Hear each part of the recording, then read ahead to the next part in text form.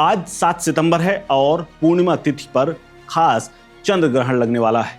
इस साल का चंद्र ग्रहण इसलिए भी खास है क्योंकि ये भारत में नजर आएगा और भारत की परिस्थितियों के मुताबिक ग्रहण जहां भी दिखता है वहां सूतक काल शुरू हो जाता है और ये सूतक काल अब यहाँ ग्रहण के मुताबिक शुरू हो चुका है। इस ग्रहण का सूतक काल भारत में भी मान्य है। आज ग्रहण का सूतक दोपहर 12:58 से शुरू हो चुका है। सूतक काल में बच्चों, बुजुर्गों, रोगियों आदि के नियमों को अलग अलग बनाया गया है। सूतक ग्रहण के स्पर्श समय से 9 घंटे पहले शुरू हो जाता है और उसके बाद समाप्त होने पर खत्म हो जाता है।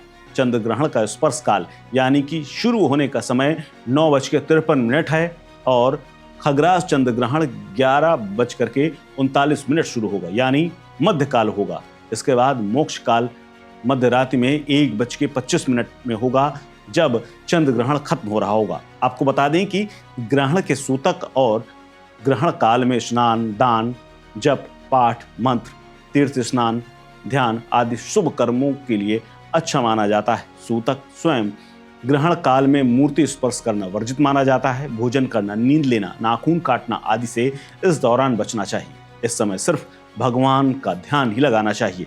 ग्रहण की शुरुआत 9:57 से शुरू होगी और ये अपने मध्यकाल में 11:01 पर पहुंच जाएगा और बाद में 12:23 से ग्रहण समाप्त होना शुरू हो जाएगा और 1:27 पर पर्वकाल शुरू हो जाएगा। करीब 3 घंटे 30 मिनट का ये काल बेहद महत्वपूर्ण है। हिंदू धर्म के मुताबिक ग्रहण को लेकर के नियम और विशेष मान्यताएं भी हैं। मान्यता है कि इस दौरान किसी भी प्रकार के शुभ कार्य, पूजा पाठ, हवन आदि वर्जित होते हैं। यही कारण है कि मुख्य मंदिरों में ग्रहण काल के दौरान कपाट बंद कर दिए जाते हैं। गर्भवती महिलाओं को खास सावधानी रखने की बेहद जरूरत होती है, जिसके लिए दादी और नानियां तमाम उपाय बता करके गई हैं। धार्मिक मान्यताओं के मुताबिक ग्रहण के दौरान राहु आदि ग्रहों के निगेटिव ऊर्जा का काफी प्रभाव होता है। सूतक लगने के साथ ही पके हुए भोजन में तुलसी के पत्ते रख देने चाहिए। ऐसा कहा जाता है कि तुलसी इनको अशुद्ध होने से बचाती है। वहीं ग्रहण के बाद स्नान करें और दान जरूर करना चाहिए।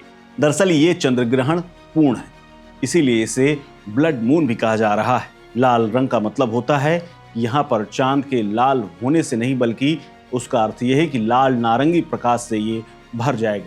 जब पृथ्वी का वायुमंडल सूर्य की रोशनी को मोड़ देता है तब लाल रंग की किरणें पृथ्वी की सतह से होकर गुजरती हैं और चंद्रमा तक पहुंचती हैं, जिससे उस समय चंद्रमा पर लालिमा छा जाती है, जिसे ब्लड मून कहा जाता है। आपको बता दें कि जब सूर्य, पृथ्वी और चंद्रमा एक सीध में होते हैं तो पूर्ण चंद्र ग्रहण लगता है। ज्योतिष शास्त्र में ग्रहण को राहु और केतु की छाया से जोड़कर देखा जाता है।